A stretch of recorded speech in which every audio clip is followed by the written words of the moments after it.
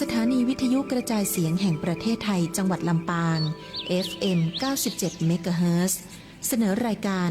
ธรรมะยามเช้า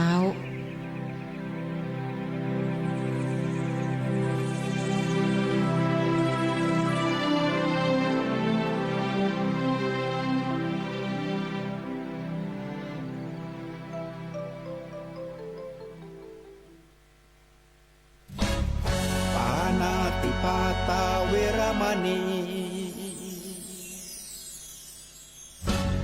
อทินนาทานาเวรมณีกาเมมุสาสุราเม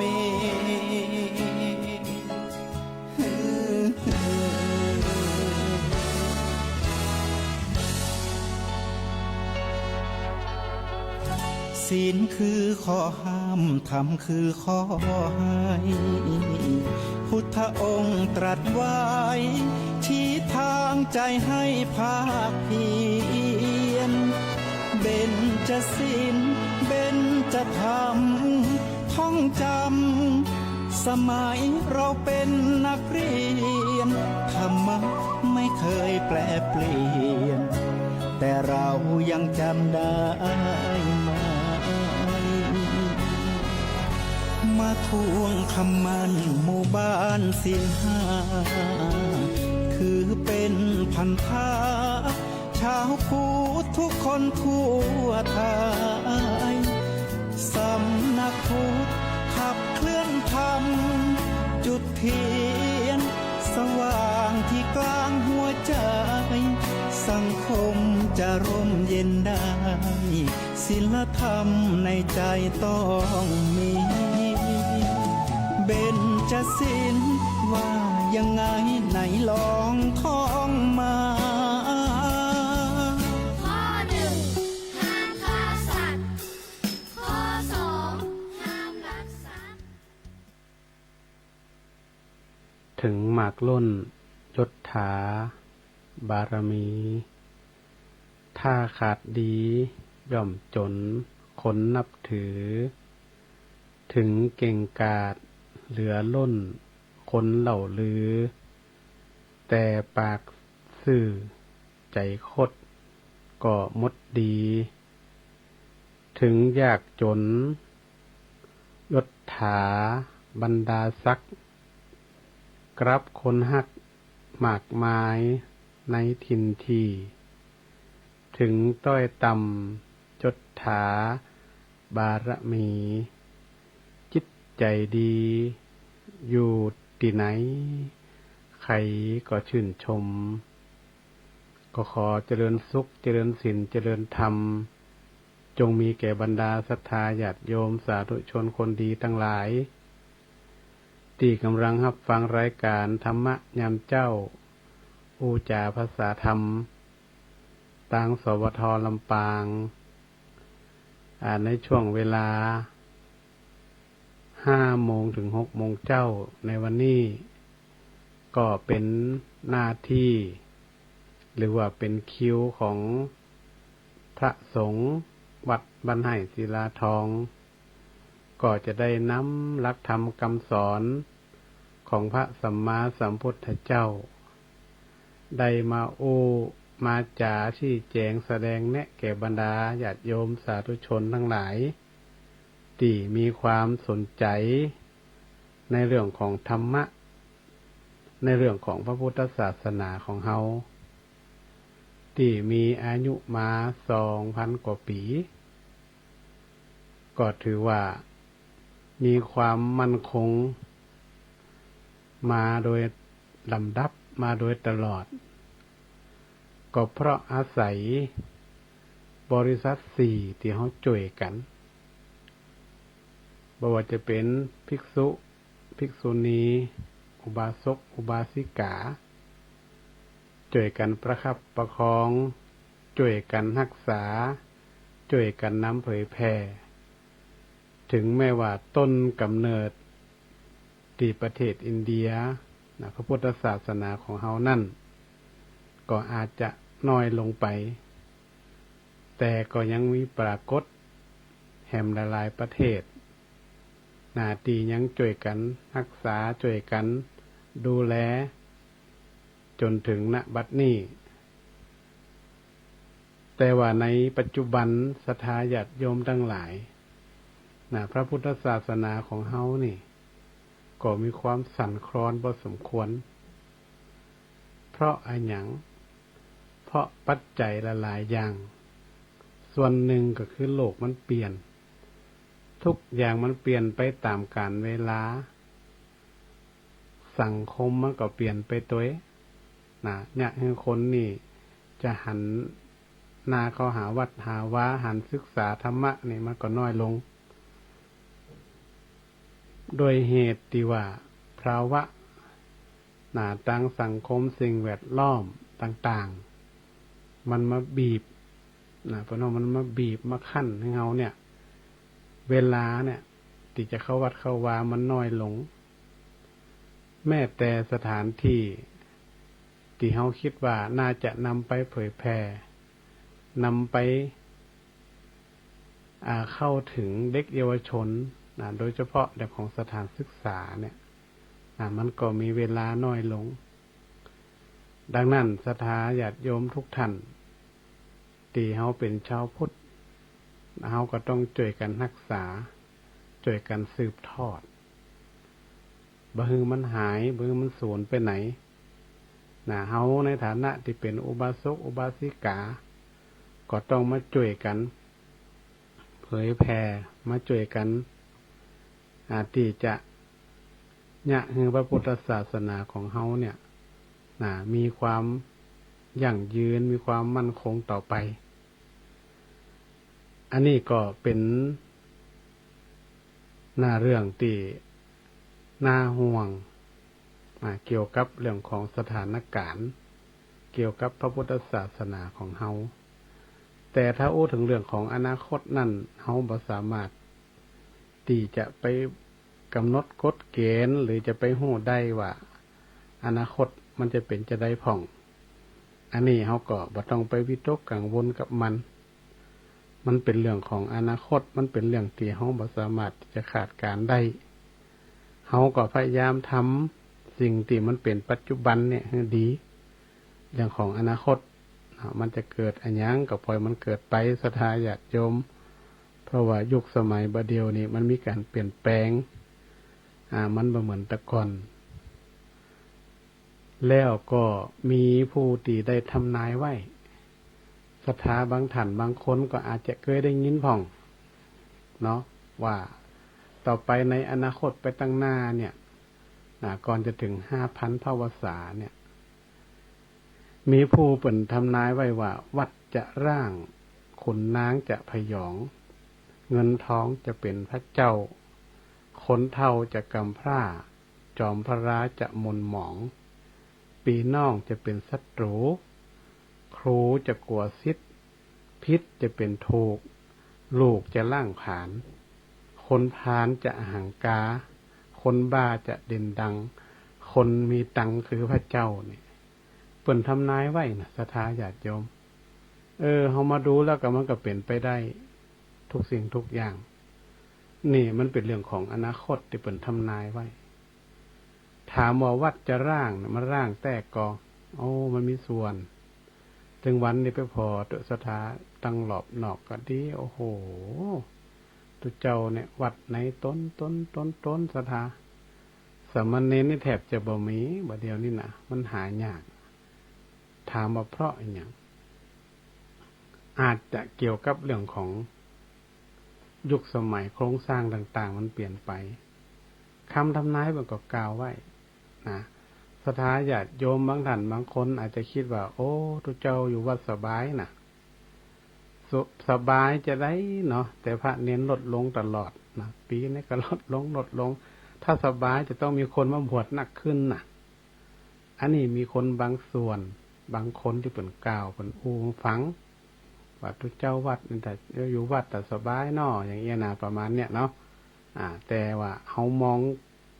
วิเคราะห์ตามหลักความเป็นจริงเนี่ย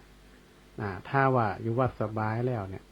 มันก็จะต้องมีพระสงฆ์องค์เน้นนักขึ้นกับเพิ่มขึ้นกับเพราะอยู่แล้วสบายเนี่ยใครกับใครอยู่เนาะแต่นี่กลับกัน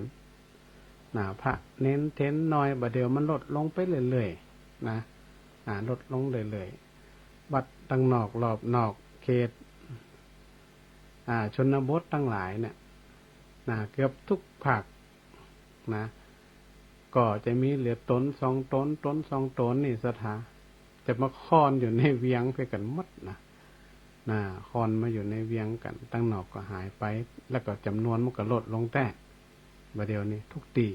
ได้รับผลกระทบหมดอันนี้มันเป็นคำทำนายนะที่เป็นกล่าวไว้ที่อาตมาเองก็บ่ว่าจะอาตมารูปเดียวหมายถึงว่าพระสงฆ์องค์เจ้าเฮาก็ได้เสวนาได้อู้กันแต่ละเวทีเนี่ยก็เป็นห่วงยิ่งถ้าอุบาสกอุบาสิกาเนี่ยบ่เข้าใจวัดเข้าใจว่าบ่เข้าใจเรื่องของหลักธรรมทางศาสนาเนี่ยโอ้โหมันนี่ซ้ำไปกันใหญ่นะสถานเฮาโหแต่เปลือกแต่เฮาบ่เข้าใจเรื่องของแกนพระพุทธศาสนาเนี่ยมันยิ่งจะอยู่ลำบากเพราะว่าถึงวันเนี่ยเฮาเนี่ยบางครั้งเฮาไปศึกษาแค่เปลือกมันบ่ได้แต่เฮาบ่ถึงแก่นบ่ถึงปีทางในมันเฮาก็บ่เข้าใจลึกๆว่าพระพุทธศาสนานี่คือหยังพระพุทธเจ้าเนี่ยก่อนที่พระองค์จะดับขันธปรินิพพานเนี่ยพระองค์ได้กล่าวไว้ว่าจะได้อันนี้เฮาก็ยังได้ศึกษาบ่ลึกบ่ถึงนั่นแต่ว่าก็ยังดีสถาก็บ่ได้หมายความว่าทั้งหมด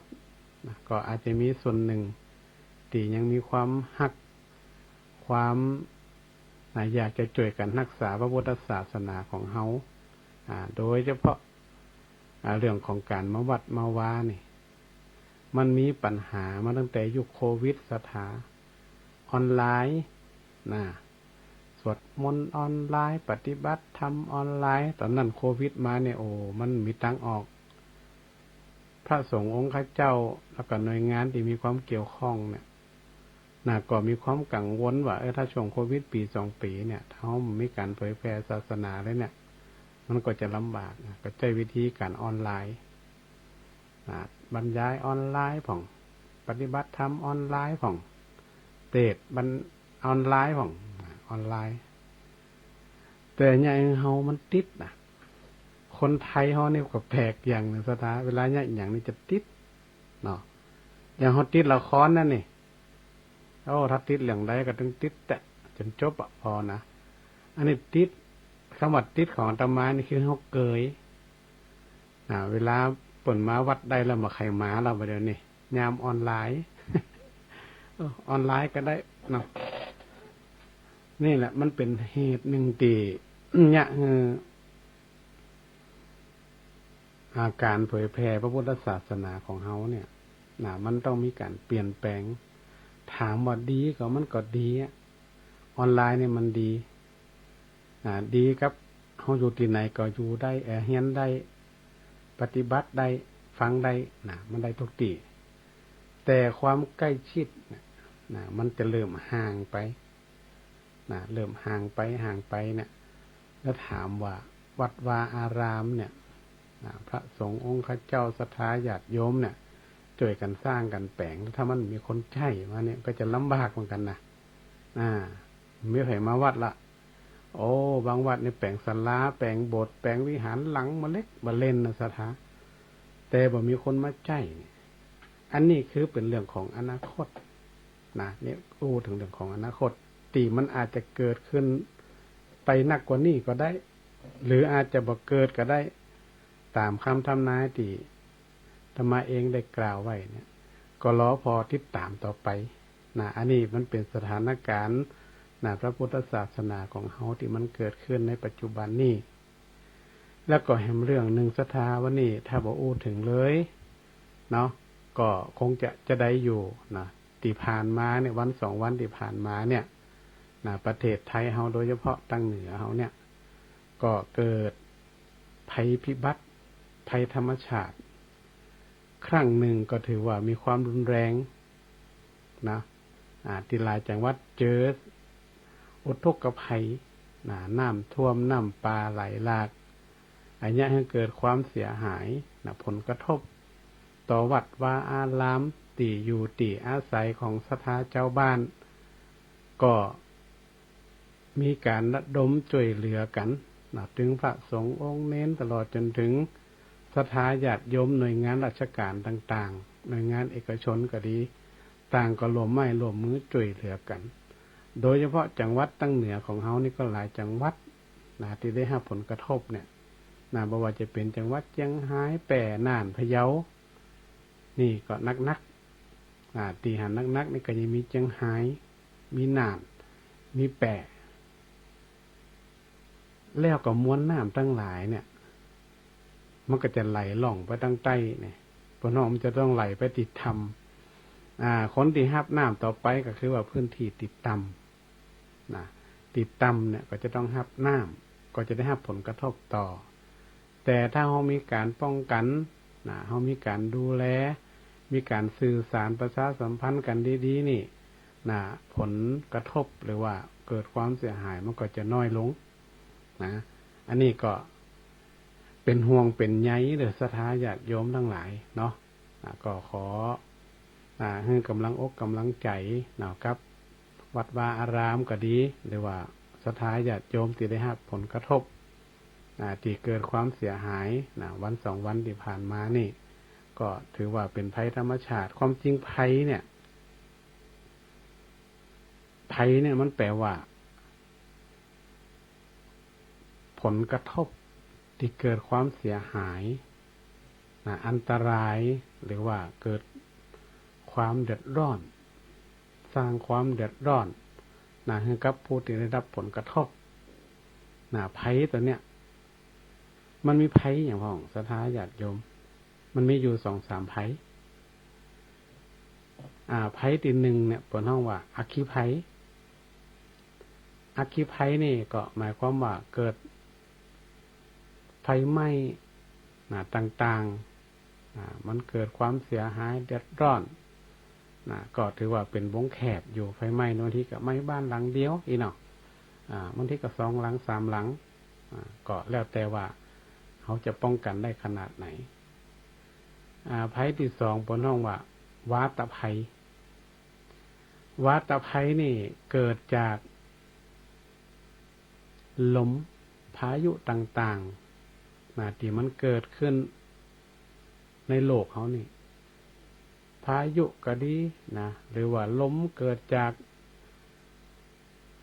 มันทำลายทรัพย์สินเงินทองเขาก็ดีอันนี้เกิดจากวาตภัยก็คือเกิดจากลมพายุต่างๆอันที่3คืออุทกภัยเนี่ยทุกภัยที่ได้กล่าวข้างต้นเนี่ยที่ว่ามันเกิดขึ้นที่4 จังหวัดตั้งเหนือเขาเนี่ยนี่ค่อนข้างจะรุนแรงเปิดห้องว่าอุทกภัยนี่เกิดจากน้ำไหลหลากก็ดีน้ำท่วมน้ำขังน้ำอะไรอย่างก็แล้วแต่ที่มันเกิดจากน้ำเนี่ยอันนี้เสียหายเป็นวงกว้างเลยศรัทธานอกจากมันได้รับผลกระทบจากที่อยู่อาศัยทรัพย์สินเงินทองลำปอนี่ตุ่งนาสวนต่างๆเนี่ยนั้นท่วมมันก็ตายเนี่ยคือสัตว์สิ่งต่างๆได้เสียชีวิตไปจำนวนนักเนี่ยสัตว์เขาไปหันนี่เป็นที่เอ็นดูสัตว์ไหลหล่องน้ำมาลงมันหลั่งกัน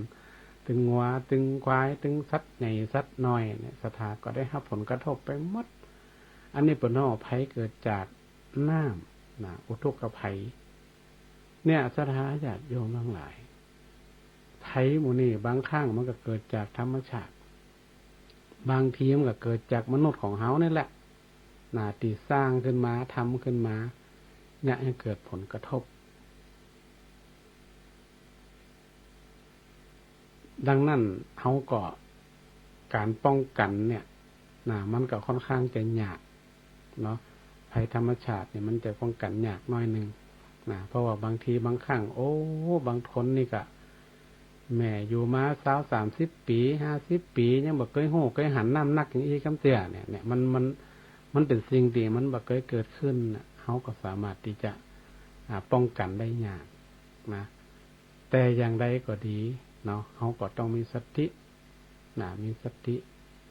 ถึงจะเกิดอย่างขึ้นก็แล้วแต่เพราะว่าคนเฮาเนี่ยมันบ่แน่นอนล่ะ คนเฮามันจะเกิดขึ้นอันอย่างจะเกิดขึ้นมันก็เกิดขึ้นได้เนาะมันก็ต้องมีสติแล้วก็ที่สำคัญที่สุดก็คือว่าเขาก็ต้องอยู่กับเขาให้ได้นะคนอื่นนี่มันก็อยู่ไก่นี่ก็ให้กำลังอกกำลังใจแบ่งปันกันตามสมควรนะแต่คนที่อยู่กับหันเนี่ยนะเขาก็จะไปวิตกกังวลหนักเกินไปเขาต้องป้องกันไว้ก่อนเขาหันมันเกิดขึ้นแล้วเนี่ยต่อไปเขาก็ต้องรู้ว่าป้องกันเขาจะได้ของมีค่ากะสิ่งของที่มันเขาของใจไม่สอยต่างๆเนี่ยเขาก็ต้องเอาไว้ติดสูงไว้ก่อนนะเพราะว่าพายุเนี่ยอาจจะมาแหมหลายตีหลายลูกหลายแห้งอยู่นะก็ยังจะมาอยู่อันเนี้ยผลนอกว่าภัยที่มันเกิดขึ้นและภัยแห่งอันหนึ่งก็คือเกิดจากมนุษย์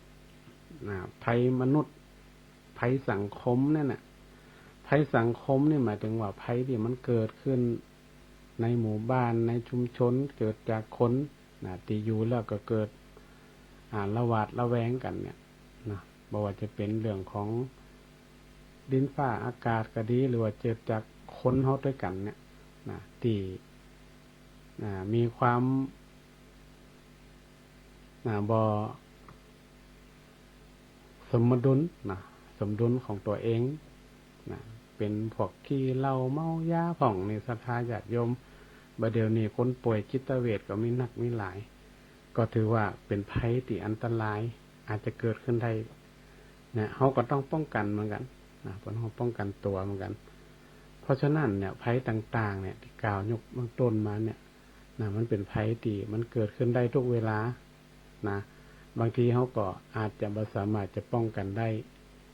แต่สิ่งที่สำคัญที่สุดก็คือว่าให้เขามีสติเขามีสติถ้าเกิดขึ้นแล้วก็ต้องมีสติเนาะเพราะว่ามันเกิดขึ้นได้มันก็หายได้มันเสียหายได้คนเฮาก็เอาชีวิตรอดไว้ก่อนทรัพย์สินเงินทองภายนอกเนี่ยมันเสียหายไปแล้วเขาก็ต้องปล่อยมันไปเขาจะไปหักทรัพย์สินเงินทองหนักกว่าชีวิตของเฮานี่มันบ่ได้ปล่อยมันไปเนาะเดี๋ยวเฮาก็หาใหม่ทดแทนได้อันนี้ก็เป็นภัยที่มันเกิดขึ้นก็ขอกำลังใจส่งกำลังใจไปให้กับผู้ที่ได้รับผลกระทบทุกท่านทุกคนถึงแม้ว่าช่วงนี้มันก็อาจจะเบาบางละแต่ก็ยังเฝ้าระวังกันอยู่เนาะเฝ้าระวังกันอยู่เอาล่ะศรัทธาญาติโยมทุกท่านทุกคนวันนี้ก็จะได้นำเรื่องของสาวกรูปหนึ่งที่จะได้นำมามาจ่าให้กับศรัทธาญาติโยมทั้งหลายเนี่ยได้รับฟังเป็นคติธรรมคำสอนที่เขาจะได้เอามาเป็นแนวประพฤติปฏิบัติในชีวิตประจำวันของเขาได้วันนี้ก็จะได้นำเรื่องราวของพระสาวกรูปหนึ่งที่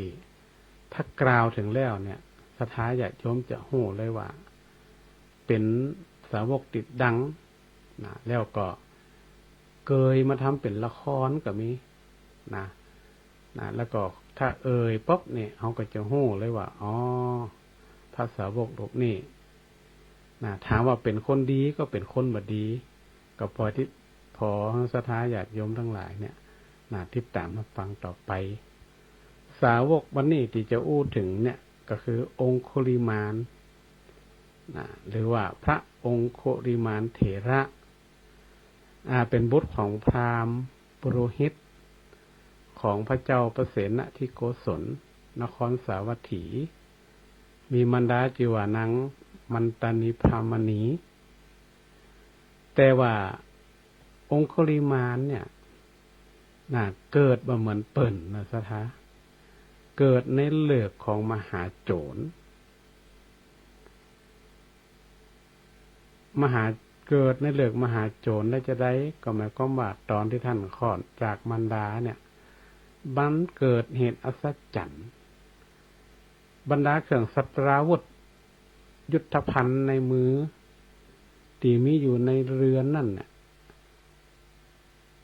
เครื่องพระแสงศัตราวุธของพระเจ้าประเสนทิโกศลเนี่ยเกิดเปล่งแสงเป็นเปลวไฟโลดล่วง ชัชวาลโอ้มันเป็นเรื่องแปลกมีเปลวไฟรุ่งโรจน์ออกมาเนี่ยก็เป็นเรื่องแปลกปุโรหิตนะผู้เป็นบิดาเนี่ยเห็นเหตุการณ์แล้วนะจึงออกไปถามว่าอาการเรานี่เนี่ยมันเป็นจะไดประหลาดแปลกบ่เคยโหเคยหันอีเนาะก็เป็นช่วงที่องคุลิมานเกิดก็คิดไปต่างๆนานาผู้เป็นบิดานะผู้เป็นป่อเนี่ยนะก็เกิดไปว่าเป็นจะไดเกิดมาแล้วอันอย่างเป็นจะนั่นจะนี่มันไปเกี่ยวกับสัตว์ระบบต่างๆที่มีแสงมีเปลวไฟลุอันออกมาอย่างเนี่ยมันบ่เคยหันก็เลยไปเฝ้าถามพระเจ้าประเสนทิโกศลก็พอทรงทราบแล้วเนี่ยก็กราบทูลให้พระองค์เนี่ยจับกุมประหารชีวิตแต่พระองค์ก็บอกเนี้ยเนาะโอ้ฆ่าคนนี่มันจริงง่ายเนาะมันเป็นละอ่อนน้อยนะเกิดใหม่อยู่นี่ใครจะไปฆ่าได้ก็เลยดูแลเลี้ยงดูรักษาไว้ปุโรหิตก็เรียกว่าเป็นอาจารย์ที่อยู่ในหั่นเนี่ยเปิ่นเลยจื่อเนาะเปิ่นว่าเปิ่นฮอดแต่งจื่อนี่มันเป็นเคล็ดแก้กันจื่อว่าอหิงสกะกุมารแปลว่ากุมารผู้บ่เบียดเบียนนี่เปิ่นมันเหมือนกับคนเฮาบัดเดียวนี่ก็เหมือนกันนะศรัทธาญาติโยมเฮาจะแก้เคล็ดนี่แหละอันนี้เปิ่นเอาใจจื่อของคนเกิดใหม่เนี่ยเอาไปแก้คนเฮาก็เหมือนกันนะบางทีก็เปลี่ยนจื่อนะเปิ่นเฮาแก้เคล็ดกันบางทีโอ้จื่อนี่มันเป็นมงคลได้อย่างเงี้ยไปตักไปถามมาเนี่ยก็เปลี่ยนจื่อกันก็มีเนาะแต่นี่มันก็เป็นความเชื่ออย่างหนึ่งศรัทธาญาติโยมในเมื่ออหิงสกะกุมารเนี่ยได้เจริญไว้เป็นหนุ่มขึ้นมาละเป็นละเอกละอ่อนขึ้นมาแล้วก็ไปศึกษาเรียนหนังสือต่างๆเล่าเรียนวิชาศิลปะต่างๆมารดาก็ได้ทรงเสียเนาะเรียนทุกสิ่งทุกอย่างตามกับที่เปิ่นมีเราเรียนตามชั้นต่างๆเหมือนกับเอาเรียนหนังสือปัจจุบันเนี่ยก็คือมีอนุบาลประถมมัธยมปริญญาอย่างเงี้ยตามขั้นตอนมันแต่สมัยนั้นคงจะไม่เห็นอย่างนี้นะแต่ก็การศึกษาศิลปวิทยาหรือว่าศึกษาเรียนรู้เนี่ยมันมีแล้วเนาะก็ได้อหิงสกะเนี่ยก็เข้าไปหาอาจารย์ทิสาปาโมกขอเรียนหนังสือดูแลเป็นอย่างดีมีการทำเรียนทุกสิ่งทุกอย่างแล้วก็เป็นลูกศิษย์ดีๆด้วยมีปัญญาดีด้วยแล้วก็เรียนเก่งกว่าคนอื่นนี่เจ้าชานยิ่งกว่าศิษย์ทั้งหลายเนี่ยเก่งกว่าทุกคนมันก็บอกมึงมารู้น่ะแต่มึงเก่งกว่าเนี่ยก็เกิดความอิจฉากันในศิษย์ในลูกศิษย์ทั้งหลายเนี่ยมนุษย์ทั้งหลายหรือว่าลูกศิษย์ของเปิ่นเนี่ยทิสาปาโมกเนี่ยก็เกิดความอิจฉาอหิงสกะบอกมันมาหมดรุนไอ้นี่ยังมันมาเก่งแน่เนาะเก่งกว่าอย่างกว่ามดนะก็เลยจวนกันหาอุบายดูนี่คิดหาอุบายเพื่อจะทำลายอหิงสกะก็เลยยุยงวางอุบายโดยวิษณุมนต์ วิษณุมนต์เนี่ยมันเป็นมนต์วิเศษนะมนต์ที่คนอื่นนี่ยากที่จะเฮียนได้แหมหมอนี่ไปยุยงพระอาจารย์ผ่องถุงข้างสองข้าว่าหิงสกะนี่มีจู่กับอาจารย์ของตัวเก่าผ่องนี่เนาะมันก็เจียเนาะคนเฮานี่บัดได้นะได้นับเจียไปเลยนี่บัดได้นะก็เลยกึดหาอุบายว่าจะได้จะจัดการกับอหิงสกะเนี่ยแล้วก็เลยหาคนเนี่ย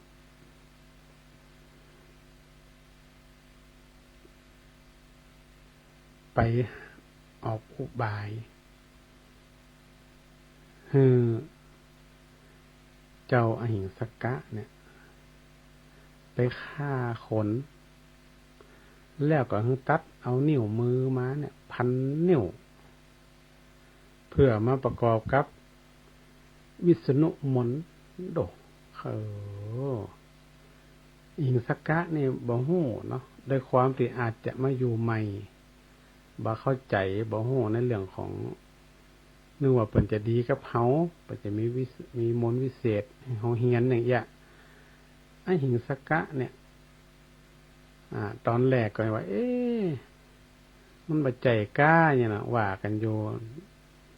เดือดว่ากันอยู่ว่าเฮาเป็นอยู่ในตระกูลพราหมณ์นะบ่ได้เบียดเบียนฆ่าสัตว์บ่ผิดประเพณีวงตระกูลแต่ว่าคนเฮาเนี่ยอยากสำเร็จวิชาอยากสำเร็จวิชาอันสูงสุดที่พวกมนุษย์ทั้งหลายเนี่ยก็ฝืนใจทำก็ลาอาจารย์เขาไปอยู่ในป่าไปฆ่ามนุษย์อันเดินในสถานที่ต่างๆหันค้นกะฆ่าหันค้นกะฆ่าแล้วก็นับเอานิ้วมือไว้เนี่ยนับไปฆ่าไปนับไปฆ่าไปศรัทธาญาติโยมทั้งหลายมาถึงนิ้วสุดท้ายนิ้วสุดท้ายเนี่ยปรากฏว่า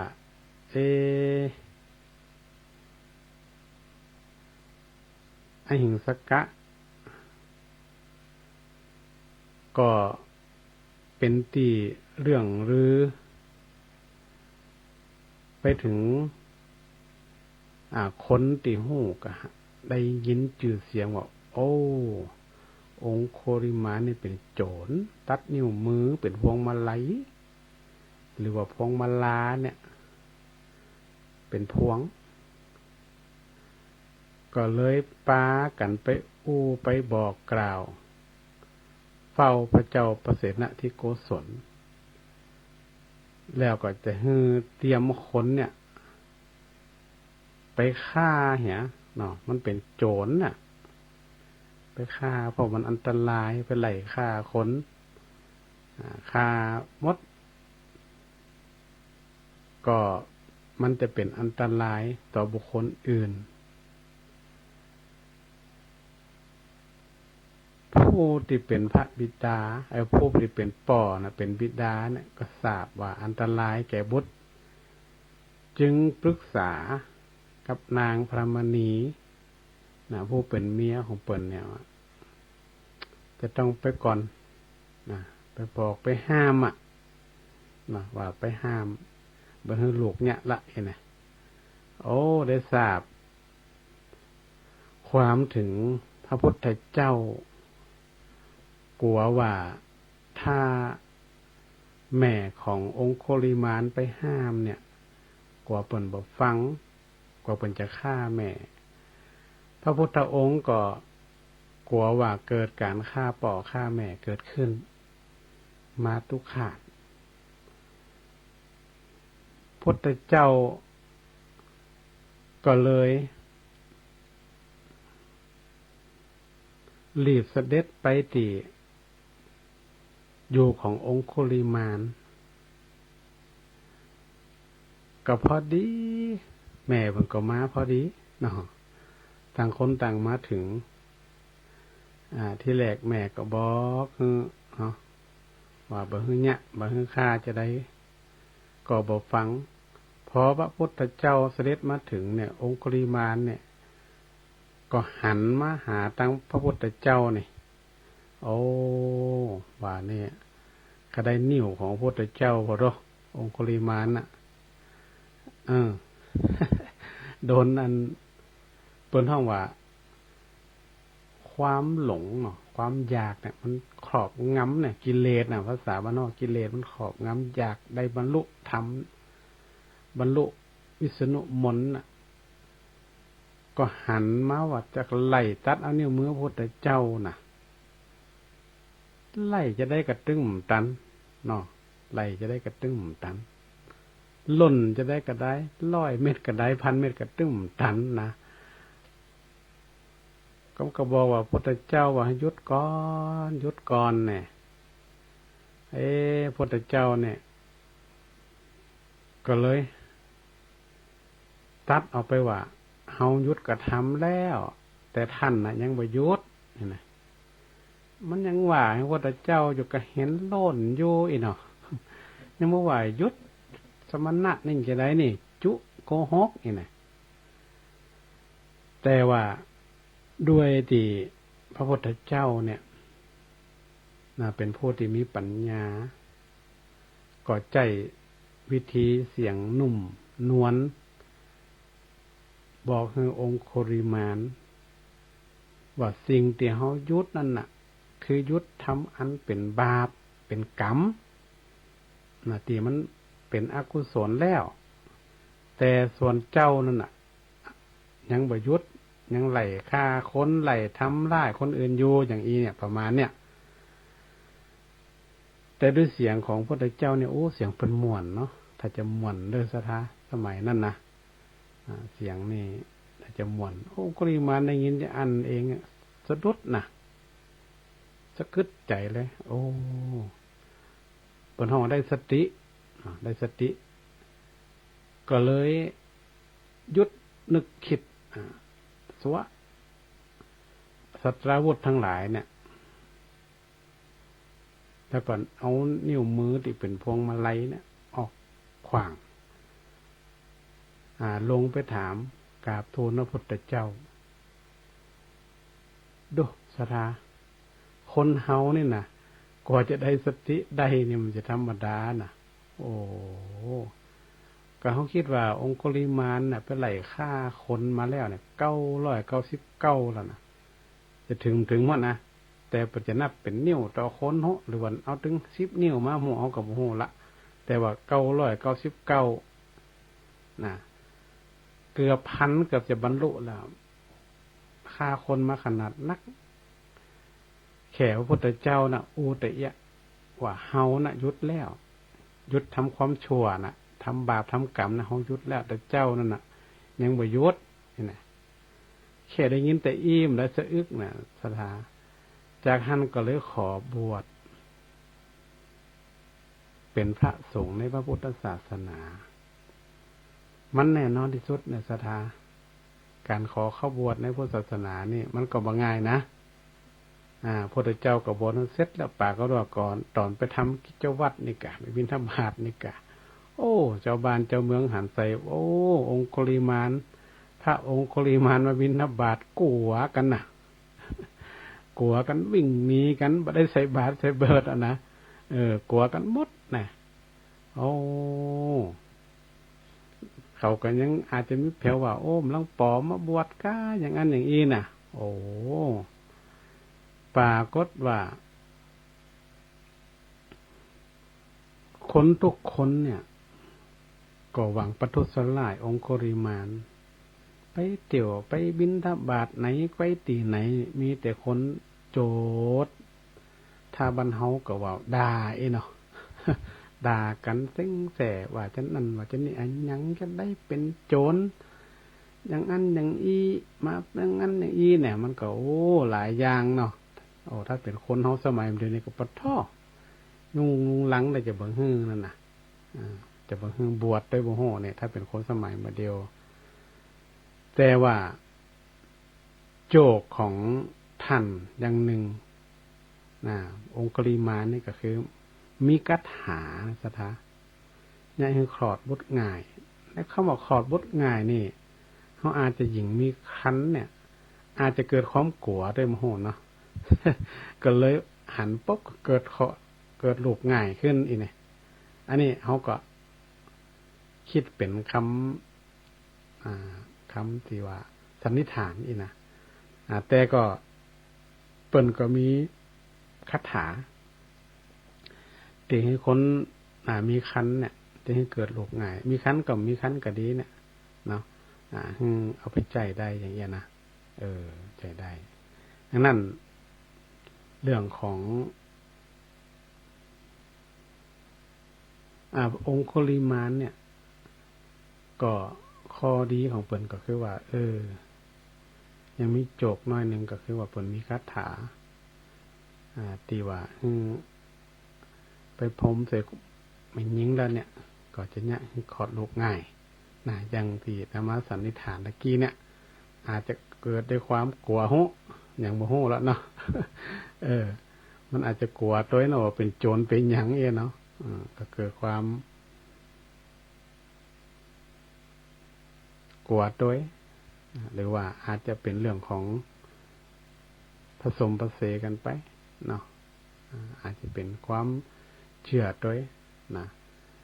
แต่ว่าองคุลิมานเนี่ยท่านก็ถึงแม้ว่าท่านจะเป็นบุคคลอย่างอีนะแต่เข้ามาบวชแล้วท่านก็ได้เจริญสมถะธรรมนะก็สุดท้ายมาท่านก็ได้สำเร็จเป็นพระอรหันต์เหมือนกันนะ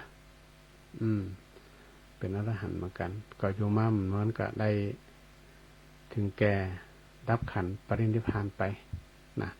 เนี่ยเขาคิดว่าขนาดองคุลิมานเนี่ยศรัทธาญาติโยมก็ยังได้บรรลุธรรมบรรลุอรหันต์ได้นะถามว่าถ้าเขาดูประวัติตั้งแต่ต้นมาเนี่ยมันมีอยู่ 2-3 กรรมที่เขาน่าจะเอาเป็นข้อคิดสะกิดใจเขาได้อันที่หนึ่งเนี่ยศรัทธาญาติโยมเขาจะไปเจือคนง่ายเนี่ยหันองคุลิมานเนี่ยโดนหลอกง่ายเจือง่ายนะบ่เจ็บให้คนอื่นไปยืมมือเขาไปเนี่ยเขาเจียนี่ปรากฏว่าลูกศิษย์แต่ละคนเนี่ยก็ความอิจฉาริษยากันเนาะก็เกิดความว่าโอ้คนนี้มันมาที่หลังแต่โลมันอย่างมาเก่งกว่าอย่างเงี้ยเพื่อจะจัดการเนี่ยให้หลงเชื่อนะว่ามีวิษณุมนต์มีมนต์อันวิเศษทำอย่างอีแล้วก็จะได้บรรลุมนต์อันนั่นอย่างเงี้ยอันที่หนึ่งก็สอนให้เขาว่าอย่าไปเชื่อคนง่ายเชื่อคนต้องมีเหตุมีผลโดยสติปัญญาในพระพุทธรูปเนี่ยก็ยังมีเป็นปริศนาให้เขาหันสังเกตดูหูเนี่ยหูพระพุทธรูปนี่นะเปิ่นยาวสถาเป็นแปลงอย่างยาวถามว่าหูจริงๆคนเนี่ยยาวบางอันก็มันบ่จริงมันไม่หูไปยาวขนาดนั้นแหละแต่เปิ่นบอกว่าคำว่าหูยาวเนี่ยบ่ให้หูเฮายานคือมีความนักแน่นบ่เจือคนง่ายไผบอกยังก็เจือหมดพระเจ้าบอกให้บ่ใครเจืออีเนาะป่นไปเจือไผบ่ฮู้ก็มีอีเนี่ย คนแต่ๆนี่ก็บ่ใครเจือไปเจือคนที่ยังบ่ฮู้ก็มีอันนี้มันเป็นข้อคิดให้กับศรัทธาญาติโยมทั้งหลายอย่างถึงวันเนี่ยเฮาฟังก็เถอะนี่call center นี่เขาไปเจี้ยเขานี่เนี่ยอันหนึ่งแล้วนะโยมต้องเอาไปกึดด้วยว่าเขาไปฟังโทรศัพท์มันจุเขาว่าเอาหันเอานี้เขาในเจียละหลงกำอู้เขาทั้งที่เขาก็ไม่ได้เคยหันเขาสักเตือนะหมู่ call center เนี่ยมันก็หันเขาสักเตือเขาไปเจียเขาให้โอนเงินเขาก็โอนเขาให้เนี่ยอย่างเขาก็เนี่ยอันเนี้ยสิ่งหนึ่งก็คือว่าถ้ามันบ่เจอคนที่เขาฮู้จักเนี่ยเขาสันนิษฐานไว้เลยว่ายังบ่ต้องเจียนะการเจียแหมแบบหนึ่งก็คือว่าดูคนด้วยว่าคนน่าเจียก็บ่น่าเจียด้วยต้องดูคนด้วยคนนั้นเขามีศีลธรรมมีคุณธรรมก็เป็นคนดีก็ที่เขาจะเจียเพิ่นเนี่ยบ่จ่ายไอ้แก้วไอ้ค้ำก็เจียไปหมดเนี่ยบ่จ่าย เดี๋ยวมันก็จะเหมือนโดนจุเหมือนกับองคุลิมานเนี่ยนะหลอกเขาไปขับคิบขับข่อยอันเนี้ยเปิ้นว่าอย่าไปเจือนักคนที่เฮาบ่ฮู้จักเฮาจะเจือได้เนี่ยก็ต่อเมื่อว่ามันต้องมีเหตุมีผลมันต้องมีสติแล้วก็ต้องมีปัญญาด้วยเนาะแห่งประการหนึ่งธรรมะที่เฮาจะหันว่ามันเกิดขึ้นในณที่นี้ถามว่าพระพุทธเจ้าพระพุทธองค์นี่หยังออกไปห้ามกว่าองคุลิมานเนี่ยฆ่าแม่ตัวเก่ามาตุขาดเนี่ยเพราะว่าการฆ่าป่อฆ่าแม่เนี่ยมันอยู่ในอนันตริยกรรม5สถาเพราะว่าอนันตริยกรรม5เนี่ยใครทำไปแล้วเนี่ยห้ามสวรรค์ห้ามนิพพานมีสิทธิ์จะได้ขึ้นสวรรค์เลยเด้อเนาะฆ่าป่อฆ่าแม่เนี่ยนะพระพุทธเจ้าบนเล็งหันจะอันเปิดก็เลยไปห้ามว่ากว่าองคุลิมานเนี่ยถ้าบวชแล้วก็จะมีโอกาสได้บรรลุธรรมแน่นอนนะยากถ้าฆ่าแม่ตัวเก่านะฆ่าป่อฆ่าแม่อนันตริยกรรมเนี่ยมันมี5อย่าง1ปิตุขาดฆ่าป่อมาตุขาดฆ่าแม่4ฆ่าพระอรหันต์ก็คือฆ่าพระสงฆ์องค์เจ้านี่แหละเนาะตนมีศีลเนาะเขาก็หมายความว่าตนมีศีล4ทำเลือดตีนของพระพุทธเจ้าห่อหรือว่าเนี่ยเลือดห่อเนี่ยเลือดออกนี่แหละขนาดเลือดออกได้ก็ได้ละพระอรหันต์นี่นะและอันที่5นี่เป็นว่าสังฆเพศสังฆเพศนี่หมายถึงว่ายุยงให้คนแตกกันทะเลาะเบาะแว้งกันอันนี้เป็นว่า5ประการเนี่ยอนันตริยกรรมที่ว่าห้ามสวรรค์ห้ามนิพพานเนี่ยพระพุทธเจ้าบนหันอย่างอันเนี่ยเปิดกระทรงไปห้ามแต่ก็บ่นึกว่าองคุลิมานเนี่ยหันพระพุทธเจ้าแล้วก็จะ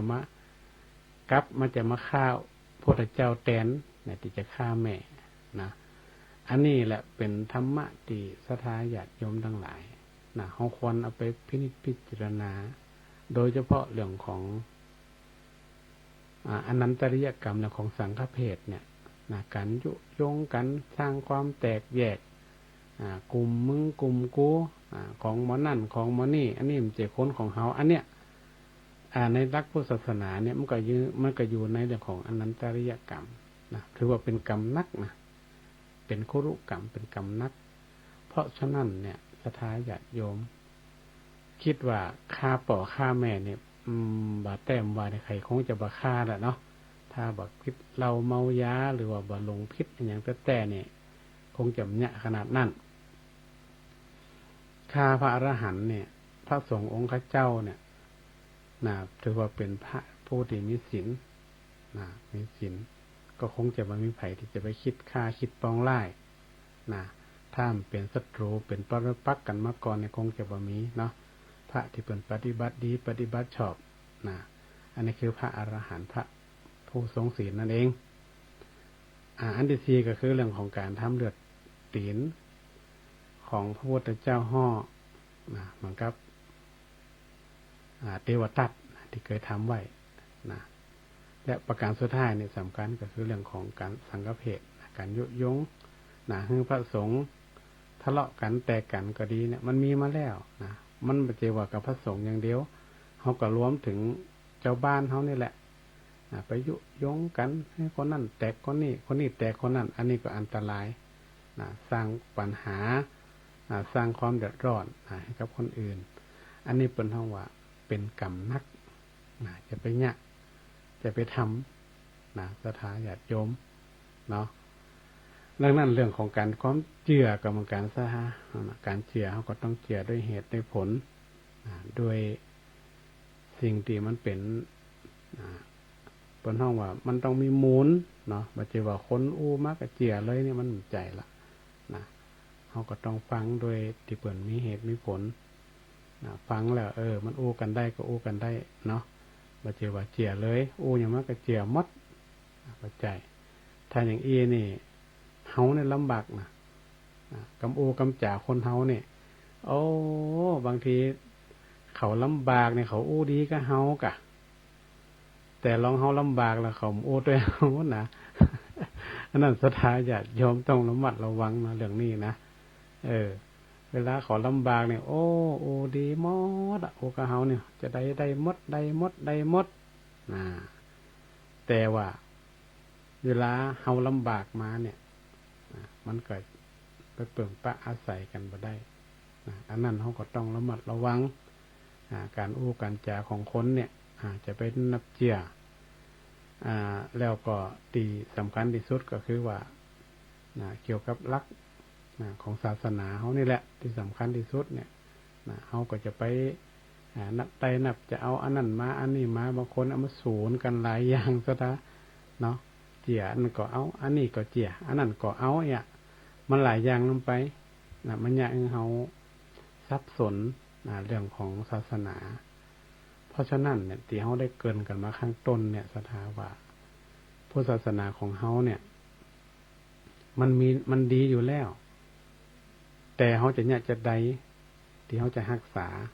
เขาจะต้องถึงแก่นศาสนาให้ได้นะถ้าเฮายังอยู่เปลือกอยู่นี่มันก็ลำบากเข้าใจแค่เปลือกเฮาถึงกระพี่เฮาถึงแก่นเนี่ยนะเฮาก็จะได้แค่นี้เฮาก็จะบ่ได้ของแท้เนาะมันได้ของแท้มันได้ของจริงนะเฮาก็จะได้แวดอยู่กับตั้งนอกกันนะลึกๆในแต่เนี่ยเฮาก็บ่ได้ก็เปิ้นนั่นเฮาต้องมันศึกษามันเรียนรู้พระสงฆ์องค์ข้าเจ้าเพิ่นมาเทศน์มาบรรยายมาโอมาเล่ามาจ๋าให้เฮาฟังเนี่ยเฮาก็ต้องฟังแล้วก็ไปพิจารณาถึงว่าอันนี้มันเป็นจีอีกอนั่นเป็นจีอีกอเนี่ยมันก็จะได้ให้เฮาเนี่ยมีปัญญาในเมื่อเฮามีปัญญาแล้วเนี่ยเฮาจะได้รู้ว่าอันไหนเป็นแกนอันไหนเป็นเปลือกอันไหนเป็นกระพี้ของพระพุทธศาสนาของเฮาเนี่ยถ้าเฮาเอาแก่นหมดเลยถามว่าได้ก็มันก็บ่ได้แต่ให้เฮาเข้าใจว่าอันไหนเป็นเปลือกเป็นกระพี้เป็นแก่นของพุทธศาสนาถามว่าจะเอาแก่นหมดก็บ่ได้เอาเปลือกหมดก็บ่ได้เอากระพี้อย่างเดียวก็บ่ได้เฮายกตัวอย่างง่ายๆนะศรัทธาให้เขาเข้าใจง่ายๆว่าอันไหนคือเปลือกอันไหนกระพี้อันไหนคือแก่นสิ่งที่ชาวพุทธเฮาปฏิบัติทุกวันเนี่ยก็คือการทานรักษาศีลแล้วก็เจริญภาวนาเนี่ย3อย่างเฮาเปรียบง่ายๆการให้ทานนี่มันเปรียบเสมือนเปลือกไม้นะก็อยู่นอกสุดอันนี้ก็คือคนปกติทั่วไปทำได้ใครก็ทำได้หมดทำบุญนี่ทำบุญทำทานบริจาคเสียสละสงเคราะห์ต่างๆเนี่ยทำได้หมดทำได้ทุกคนอันที่สองก็คือศีลก็เหมือนกับกระปี้หรือกระพี่เนี่ยก็คือมันอยู่ในของเปลือกแหมกำหนึ่งเนี่ยมันก็จะยากขึ้นไปการรักษาศีลนี่ยากก็มันก็ยากนะยากอยู่ถ้าเขายังบ่ถึงเปลือกกระพี่นี่ก็ถึงยากและอันสุดท้ายก็คือเรื่องของแก่นของมันแก่นคือมันอยู่ในสุดอันนี้เขาจะเข้าถึงยากก็คือการปฏิบัติการฝึกจิตนั่นเองที่พระพุทธองค์เปิ่นได้ปฏิบัติไปแล้วเข้าสู่บรรลุธรรมไปแล้วเนี่ยแม้แต่พระอรหันตสาวกทั้งหลายเนี่ยก็ได้นำหลักของแก่นพุทธศาสนาเนี่ยไปปฏิบัติ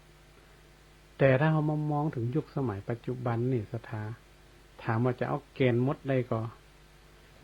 ถ้าเราดูตามบริบทตามสถานการณ์ในปัจจุบันนี่เนี่ยก็คงจะยากมันก็ต้องก่อยขยับเอาทีละอย่างเปลือกกระพี่แกนก็ต้องเอาผสมผสมกันไปเนาะถ้าจะเอาแกนหมดมันก็บ่ค่อยไหวจะเอาเปลือกอย่างเดียวมันก็บ่ถึงแกนเห็นมั้ยนะอันนี้ก็เลยให้ศรัทธาญาติโยมได้เข้าใจง่ายๆเนาะว่าอันไหนคือเปลือกอันไหนกระพี่อันไหนคือแก่นถ้าเป็นคนต่างประเทศมาเนี่ยเพิ่นจะเอาแก่นอย่างเดียว เปิ่นไปปฏิบัติธรรมอย่างเดียวเปิ่นจะไปฝึกจิตของเปิ่นอย่างเดียวอันอื่นเปิ่นบ่เอาถ้าเป็นฝรั่งนะ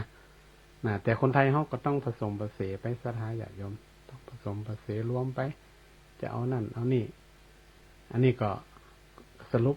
ให้กับศรัทธาญาติโยมทุกท่านเนาะได้เข้าใจว่าเฮาถ้าเข้าใจถึงแกนของพุทธศาสนาแล้วเนี่ยเฮาก็จะเป็นคนที่บ่หูเบาเนาะบ่หูเบาบ่เจียวคนง่ายมีความนักแน่นแล้วก็มีเหตุมีผลแล้วก็ใจสติปัญญาของเฮาเนี่ยพิจารณาก็ในช่วงสุดท้ายโอกาสนี้เนี่ยก็ประเทศไทยเฮาก็ได้รัฐบาลชุดใหม่มาละเนาะก็เห็นบ่กี่วันนี้ก็คิดว่าน่าจะได้ทำงานก็ประชาชนคนไทยรวมถึงวัดวาอารามพระสงฆ์ของพระเจ้าก็หวังว่าเนาะทางรัฐบาลชุดใหม่เพิ่นก็คงจะได้ดำเนินการให้ประเทศไทยของเฮานั่นให้อยู่ดีกินดีมีสุขเหมือนกันแล้วก็ขอให้กำลังอกกำลังใจกับผู้ที่ได้รับผลกระทบจากภัยพิบัติอุทกภัยที่เกิดขึ้นที่ผ่านมาขอให้เฮาทุกคนนั่นมีโอกาสก็ช่วยเหลือเสียสละแบ่งปันคนละเล็กคนละน้อยช่วยกันไปแล้วก็คนที่ได้รับผลกระทบนั่นก็ขอให้มีสติว่าคนที่คอยให้กำลังใจคนที่คอยช่วยเหลือก็ยังมีอยู่บ่ได้หมดหวังไปทุกสิ่งทุกอย่างนั่นมันเป็นธรรมดานี่มันเกิดขึ้นแล้วเฮาก็อย่าไปติดกับมันหั่นเฮาก็เดินหน้าต่อไปใช้ชีวิตต่อไปชีวิตของเฮานี่เฮาก็ต้องใจให้มันคุ้มถึงแม้ว่ามันจะยากลำบากทุกข์อย่างไรนั่นมันก็ต้องผ่านไปโดยดีอยู่แล้วดังนั้นศรัทธาญาติโยมทั้งหลายคนไทยเฮาเป็นประเทศที่มีน้ำอกน้ำใจแบ่งปันจุนเจือกันอยู่ละบ่ว่าเฮาเกิดเหตุการณ์บ้านเมืองทุกยุคทุกสมัยเฮาก็มีการแบ่งปันกันฮือกันด้วยความฮักความสามัคคีกันเฮาก็ต้องฮือกำลังใจเนาะบ่ดีไปซ้ำไปเติมเปิ้นเฮาก็ฮือกำลังอกกำลังใจที่เปิ้นได้รับความทุกข์เปิ้นฮ้องว่าคนเฮาจะหันอกหันใจกันนี่ก็ยามทุกข์นี่แหละยามลำบากยามที่ได้รับผลกระทบนี่แหละเฮาถึงจะฮือกำลังอกกำลังใจกันแล้วก็ช่วยเหลือกันดังนั้นศรัทธาญาติโยมทุกท่านทุกคนเนาะก็หลังจากที่เฮาหันเหตุการณ์ที่มันเกิดขึ้นแล้วเนี่ยก็คนที่ยังบ่ได้รับผลกระทบเตื้อเฮาก็บ่ได้ประมาทเฮาก็ต้องใช้ชีวิตแบบประมาทก็ต้องระมัดระวังที่มันอาจจะเกิดขึ้นได้ทุกเวลาภัยธรรมชาตินี่บางทีมันก็เหนือความคาดหมายเนาะก็ขอคุณพระพุทธคุณพระธรรมคุณพระสงฆ์สิ่งศักดิ์สิทธิ์ทั้งหลายได้ไปปกปักรักษายังผู้ที่ได้รับผลกระทบได้มีสติได้มีปัญญาคิดได้รอดพ้นจากวิกฤตในครั้งนี้ตัวเองแล้วก็ขออนุโมทนาปันศีลปันปอนให้กับศรัทธาญาติโยมที่ได้ติดตามรับฟังรายการธรรมะยามเจ้าทุกครั้งทุกวันทุกวัดทุกวาทุกตนทุกองค์ก็ขอท่านได้มีความสุขความเจริญคิดสิ่งใดก็ขอให้สมความมุ่งมั่นปรารถนาทุกสิ่งทุกประการทุกท่านทุกคนด้วยเทินติดตามรับฟังรายการธรรมะยามเช้าได้ใหม่ในวันและเวลาเดียวกันนี้ทางสถานีวิทยุกระจายเสียงแห่งประเทศไทยจังหวัดลำปาง FM 97 เมกะเฮิรตซ์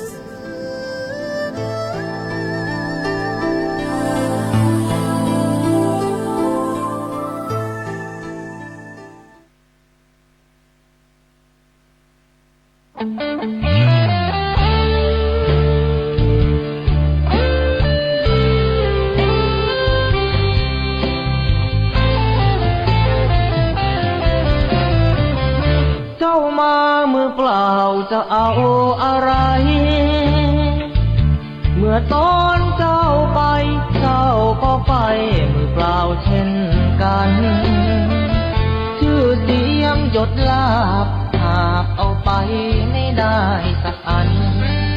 แล้วใหญ่ยื้อแย่งแข่งขัน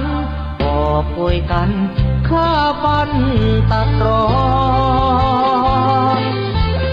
เงินทองตามส่งแค่โรงพยาบาลญาติมิตรวงวานลูกหลานส่งแค่เชิงตะกอนจะมีใครเล่าอยู่กับเรานอนเฝ้ากองฟอนวางดอกไม้จันทร์แล้วจรกลับไปนอนบ้านใครบ้านมันใหญ่ขับฟ้า